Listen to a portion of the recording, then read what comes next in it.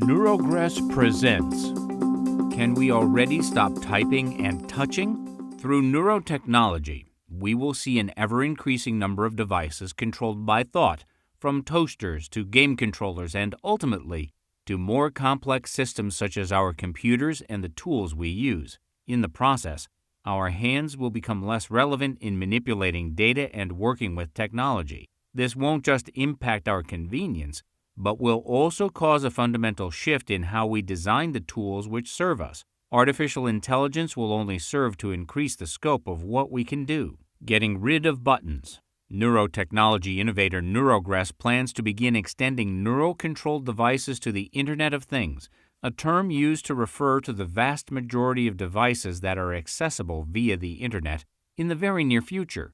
This is projected to be a $1.4 trillion industry by 2020. Neurogress's vision is that the brain will become the primary controller for a whole ecosystem of devices and tools.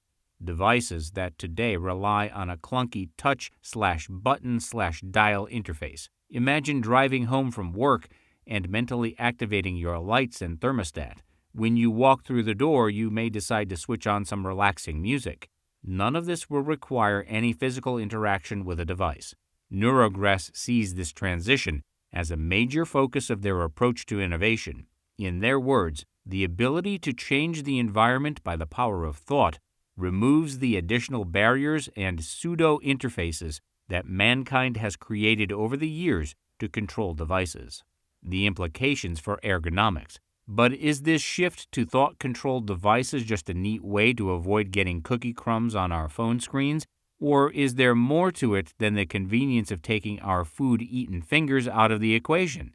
I think there's more to it. Think of your typical game controller and how it's configured.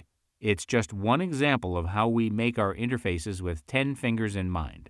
Once you eliminate the pinky, which, let's face it, is pretty but basically useless for doing stuff, your standard human can activate about 8 things at once. What happens when the brain becomes the means by which we manipulate things? As our minds become accustomed to this, there may be amazing implications for how much we can do. Bringing AI into that equation. AI is adding to the possibilities. Neurogress is working on software that harnesses increasing capabilities of AI to learn and adapt to our brain signals. As they develop this technology, we're learning that with a computer assist, our brains can send far more unique signals.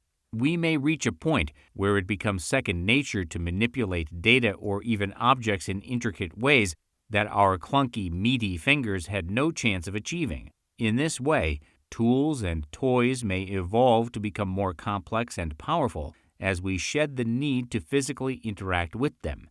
Neurotechnology innovation is changing how we interact with the world and how we get stuff done. You were listening to a Neurogress production.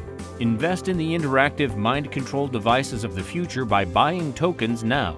Visit neurogress.io.